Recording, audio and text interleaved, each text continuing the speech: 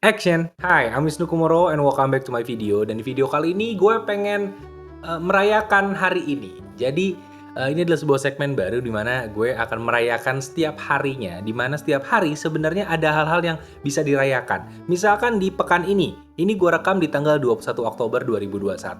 Dan antara 18 Oktober sampai 24 Oktober itu banyak banget peringatan yang terkait sama teknologi. Misalkan kita mulai dari tanggal 18 Oktober 2021. Itu adalah peringatan ulang tahun untuk video game pertama. Ya, kurang lebih bisa dibilang seperti itu. Karena pada tanggal 18 Oktober 1958, ini oleh William Higginbotham dan juga Robert Dvorak Senior. Mudah-mudahan gue nggak salah sebut namanya ya.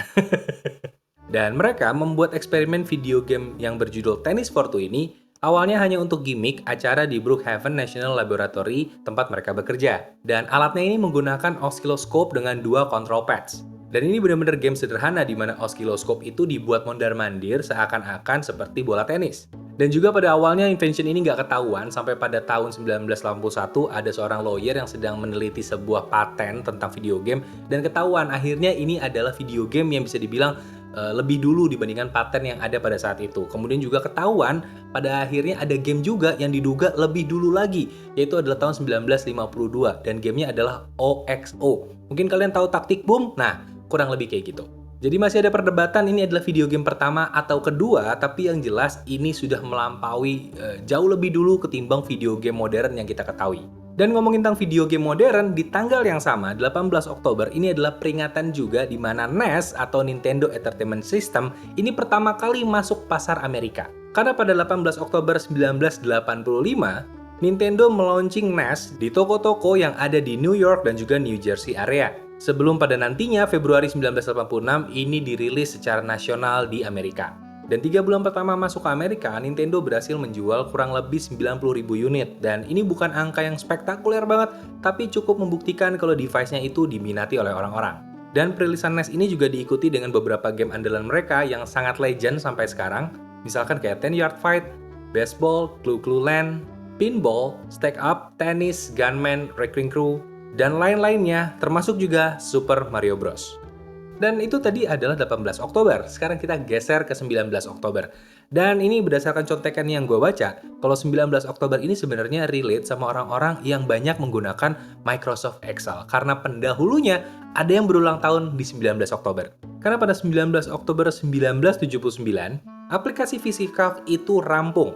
VisiCalc itu apa? VisiCalc itu singkatan dari Visible Calculator yang merupakan program komputer spreadsheet pertama untuk personal computer. Dan ini awalnya dirilis untuk Apple II oleh VisiCorp. VisiCalc menjadi the first commercially available spreadsheet software dan secara cepat menjadi sebuah aplikasi wajib bagi tiap personal komputer pada saat itu. Dan ini aplikasi benar-benar sukses karena ini mampu terjual 700.000 kopi hanya dalam waktu 6 tahun. Dan sepanjang sejarah ini sudah terjual lebih dari 1 juta kopi. Dan ini adalah pencapaian luar biasa untuk sebuah aplikasi di akhir tahun 70 sampai awal tahun 80-an. So, it's a huge thing. Dan yang gak kalah huge juga adalah tanggal 20 Oktobernya. Ada sebuah pengumuman dari Dr. Lee DeForest, di mana dia mengumumkan sebuah electrical vacuum tube yang belakangan diberi nama Trioda atau Triode.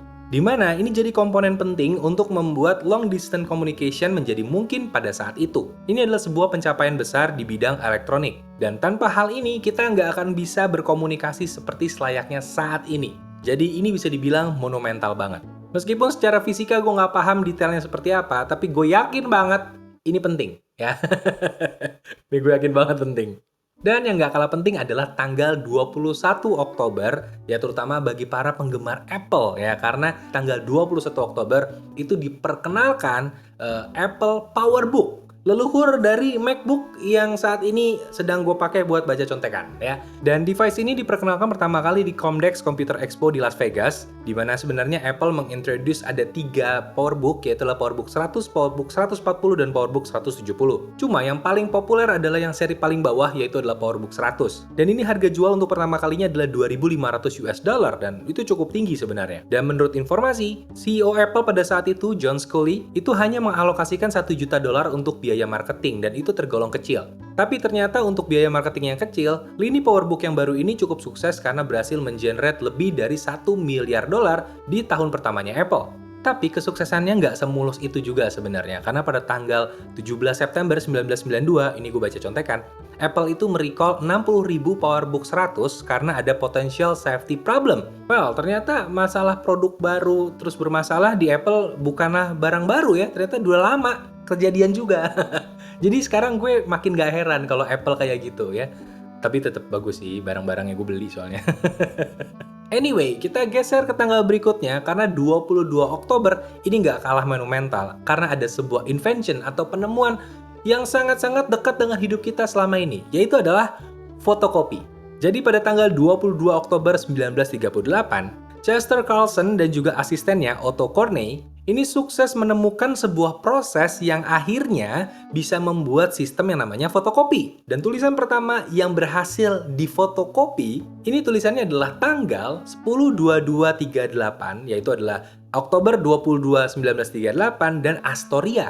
Dan sejujurnya gue nggak tahu kenapa ditulis Astoria, mungkin mereka abis pesta Astor, makan coklat terus.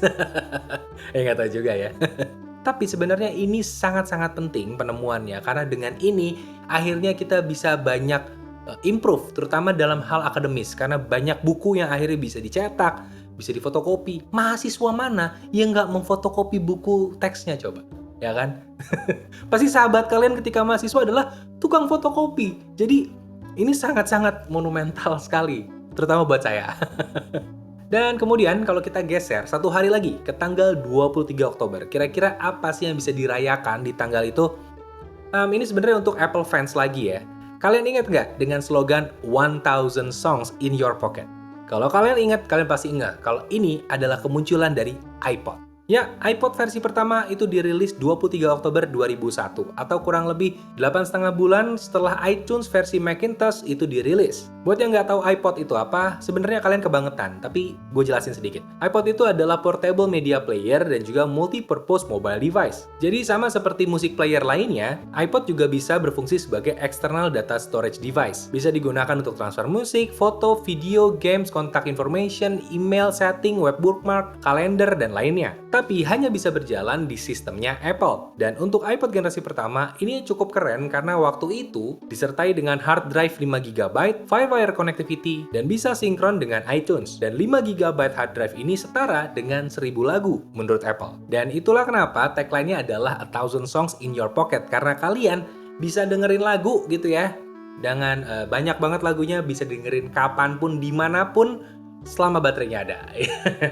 Jadi bisa dengerin lagu sebanyak-banyaknya. Tapi dulu cuma 1000, kalau sekarang bisa jutaan kayaknya. Tergantung streaming app-nya, tapi harusnya sih bisa jutaan gitu. Dan sekarang device itu bukan cuma bisa denger lagu, tapi juga bisa berkomunikasi, bertukar pesan, dan lain-lain. Tapi kalau dulu, kita bertukar pesannya tuh agak sulit. Karena dulu orang-orang mengandalkan surat.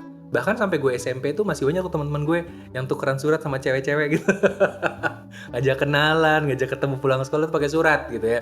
Tapi bukan karena teknologinya nggak ada, itu sih karena nggak modal aja. Tapi kalau dulu, karena teknologinya nggak ada, jadi cuma pakai surat. Dan biasanya surat-surat itu diantarkan oleh petugas pos yang kerjanya tuh melintasi perjalanan darat biasanya tuh, naik sepeda, naik motor, naik mobil, naik kereta gitu pada saat itu. Dan itu makan waktu banget. Kalau untuk di Amerika, pada saat itu yang paling populer adalah Pony Express. Pony Express punya jaringan surat menyurat yang sangat luas di Amerika Serikat. Tapi secara tiba-tiba Pony Express tutup karena satu hal. Ada sebuah perusahaan yang akhirnya komplit jalur telegramnya se-Amerika Serikat, yaitu adalah Western Union. Dan ini terjadi pada tanggal 24 Oktober 1861.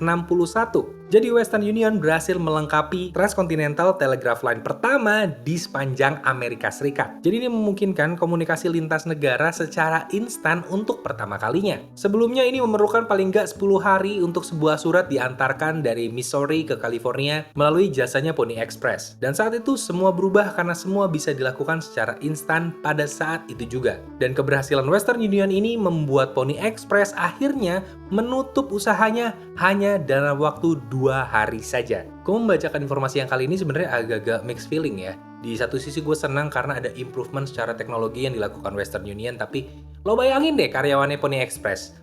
Ini lagi masuk kantor ya, nggak nyampe weekend, lu udah nggak punya kerjaan karena kantornya udah nggak ada. Bayangin deh, kan sedih banget. Tapi kok gue ketawa ya. Tapi ya hidup memang seperti itu. Ada positifnya, ada negatifnya, ada sedihnya, ada senangnya, dan itu semua bisa kita pelajari dari sejarah. That's why gue bikin konten kayak gini, bikin kita untuk merayakan setiap harinya. Karena tiap hari ada aja yang kejadian di masa lalu, dan gue akan menceritakan hal itu kepada kalian. Jadi ini adalah segmen baru di channel gue. Semoga kalian suka dengan segmen ini. Dan kalau kalian suka dengan yang seperti ini, silahkan like dan subscribe, dan juga share ke teman-teman kalian. Dan jangan lupa juga kasih komen di bagian bawah sini ya, di komen gue. Kira-kira feedback dari kalian seperti apa untuk segmen ini ya. Dan Wisnu Kumoro pamit.